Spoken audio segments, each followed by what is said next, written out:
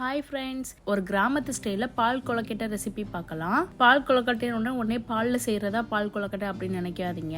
இந்த ரெசிபி நீங்கள் கண்டிப்பாக ட்ரை பண்ணி பாருங்கள், செம்ம டேஸ்ட்டாக இருக்கும். வில்லேஜில் உள்ளவங்களாம் இந்த மாதிரி தான் செய்வாங்க பால் கொழுக்கட்டை. வாங்க எப்படி செய்யலான்னு பார்க்கலாம். அதுக்கு நான் இன்னைக்கு இடியாப்ப மாவு எடுத்துருக்கிறேன். நீங்கள் பச்சரிசி மாவு இருந்தால் எடுத்துக்கோங்க. பச்சரிசி மாவை நீங்கள் வறுத்துட்டு ரெடி பண்ணிக்கோங்க. இது ஆல்ரெடி வறுத்த மாவுங்கிறதுனால நான் வறுக்க கிடையாது. நான் இப்போ ஒரு பவுலுக்கு நான் இடியாப்ப மாவு எடுத்துருக்கிறேன். பச்சரிசி மாவு, அதாவது பச்சரிசி மாவு ஒரு கப்புக்கு எடுத்துருக்கிறேன். ஒரு பவுல்ல ஒரு பேன்ல சேர்த்துட்டு ஒரு ஸ்பூன் சால்ட் சேர்த்துக்கோங்க. உங்களுக்கு தேவைக்கேற்ப நீங்க உப்பு சேர்த்துக்கோங்க. இப்ப தண்ணி வார்ம் வாட்டரா இருக்கணும், அதாவது சுடு தண்ணி சேர்த்துக்கோங்க. ரொம்ப சூடா இருக்க வேண்டாம், கொதிக்க இருக்க வேண்டாம். ஓரளவு கை பொறுக்கிற சூடு இருந்தா போதும். இல்ல நீங்க கொஞ்சம் சூடா இருந்துச்சு, கை வச்சு உங்களால பிசைய முடியல அப்படின்னா நீங்க கரண்டி வச்சு இந்த மாதிரி கிளறிக்கலாம். தண்ணி கொஞ்சம் கொஞ்சமா சேர்த்து ஒரு சப்பாத்தி மாவு பதத்துக்கு பிசைற லெவலுக்கு கொஞ்சம் கொஞ்சமா சேர்த்து நீங்க பிசைஞ்சுக்கோங்க. அப்படியே இடியாப்பத்துக்கு நம்ம எப்படி பிசைவோமோ அதே மாதிரி தான், அதே மாதிரி பிசைஞ்சு எடுத்துக்கோங்க. வேணா நீங்க ஒரு ஸ்பூன் ஆயில் இல்லைன்னா நெய் கூட சேர்த்துட்டு பிசைஞ்சுக்கோங்க. சாஃப்டாவும் இருக்கும். மாவு ரெடி பண்ண கையோட நீங்க உருண்டை பிடிக்கிறதுக்கு ஸ்டார்ட் பண்ணிருங்க.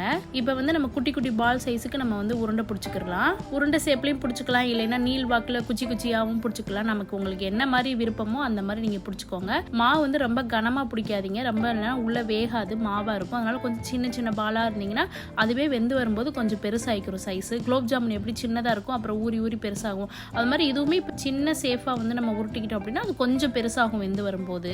இல்ல உங்களுக்கு நிறைய பேருக்கு செய்றீங்க, கையில உட்காந்து உருட்டிட்டு இருக்க முடியலன்னா இந்த மாதிரி இடியாப்ப உரல் இருக்கும்னா அந்த இடியாப்ப உரல்ல ஓரளவு முறுக்கு பிழிகிறதுக்கு கொஞ்சம் ரவுண்டு ஓட்டை பெருசா இருக்கும். அதுல நீங்க முறுக்கு பிழிகிற மாதிரி பிழிஞ்சிட்டு அதை சின்ன சின்னதா கட் பண்ணிக்கலாம். நான் இதை காட்டியிருக்கேன். இடியாப்ப உரல்ல நான் உருட்டல, நான் கையிலே நான் செஞ்சுட்டேன். இது நான் உங்களுக்கு ஒரு ஐடியா சொல்றேன், அவ்வளவுதான். நான் இப்ப சப்பாத்தி போடுறதுக்கு மாவு ரெடி பண்ணாலும் சரி, இடியாப்ப செய்யறதுக்கு மாவு ரெடி பண்ணாலும் சரி, என் பொண்ணு கரெக்டா அந்த ஸ்பாட்டுக்கு வந்துருவா.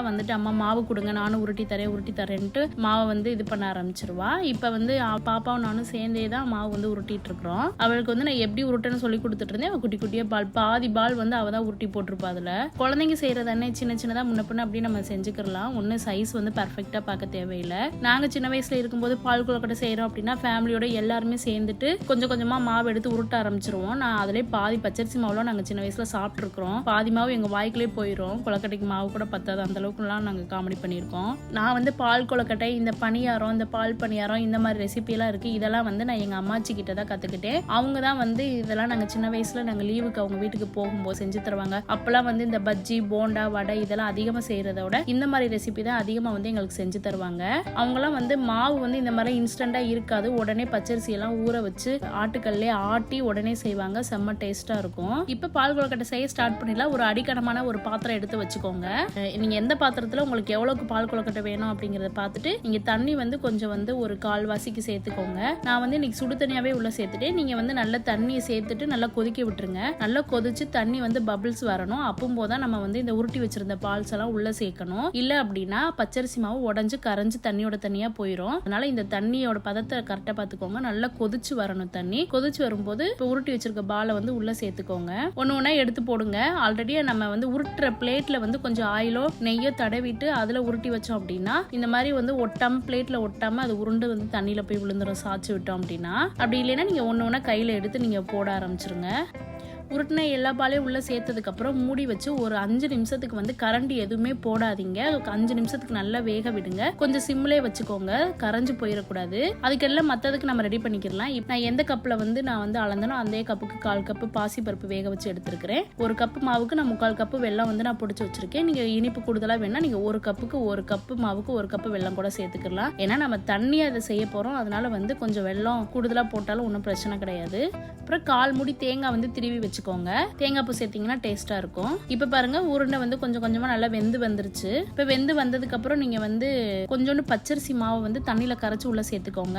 திக்கான ஒரு மில்க் டேஸ்ட்ல இருக்கும். அதுக்காக தான் பச்சரிசி மாவு கொஞ்சம் தண்ணியில கரைச்சு உள்ள சேர்த்துக்கோங்க. பாருங்க பால் கொஞ்சம் நல்லா வெந்து வந்திருக்கும், ஒன்னொன்னு ஒட்டாம வந்திருக்குது. அதுக்கப்புறம் நம்ம வேக வச்சிருந்த பாசி பருப்பையும் உள்ள சேர்த்துக்கலாம். கொழுக்கட்டை நல்லா வெந்துருச்சான்னு ஒரு தடவை எடுத்து பாருங்க. கொழுக்கட்டை நல்லா வெந்துருச்சுன்னா அதுக்கப்புறம் நீங்க ஒண்ணா சேர்க்க ஆரம்பிச்சிடலாம். பாசி பருப்பு சேர்க்க ஆரம்பிச்சிருங்க, வெல்லம் சேர்க்க ஆரம்பிச்சிருங்க. இங்க இருண்டுட்டு வருது, மழை பெய்ய போகுதுன்னு நினைக்கிறேன். இப்பதான் கொஞ்சம் கொஞ்சம் ஸ்டார்ட் ஆகுது தூறல் விழுகிறதுக்கு. இதெல்லாம் நல்லா ஒரு 5 நிமிஷம் கொதிச்சதுக்கு அப்புறம் வெல்லம் உள்ள சேர்த்துக்கோங்க. பிடிச்சு வச்சிருக்க வெல்லத்தையும் உள்ள சேர்த்துக்கோங்க. அதையும் நல்லா கொதிக்க விடுங்க. வெல்லம் நல்லா கரைஞ்சு வந்ததுக்கு அப்புறம் திருவுன தேங்காய் 2 ஏலக்காய் சேர்த்து அதையும் நல்லா கொதிக்க விட்டுருங்க. அடி பிடிக்காம பாத்துக்கோங்க. கரண்டி வச்சு கலந்து விட்டுட்டே வாங்க. சூப்பரான பால் கொழுக்கட்டை ரெடி ஆயிடுச்சு பாருங்க. நாங்கள் வில்லேஜ் ஸ்டைலில் இந்த மாதிரி தான் செய்வோம் பால் கொழுக்கட்டை. நல்லா மலைக்கு வந்து சூடாக அந்த பால் கொழுக்கட்டை செஞ்சு சாப்பிட்டோம் அப்படின்னா செம்ம டேஸ்ட்டாக இருக்கும். நல்லா தொண்டைக்கு இதமாகவும் இருக்கும். மழை நல்லா பெருசாக வந்துருச்சு, செம்ம அட்டை மழை மாதிரி இருக்குது. நீங்களும் இந்த ரெசிபியை வீட்டில் ட்ரை பண்ணி பாருங்க. இந்த வீடியோ பிடிச்சிருந்துச்சு அப்படின்னா என்னோட சேனலை சப்ஸ்கிரைப் பண்ணிக்கோங்க. ஃபர்ஸ்ட் டைம் என்னோட சேனலை பார்க்குறீங்கன்னா சப்ஸ்கிரைப் பண்ணிட்டு பாருங்க.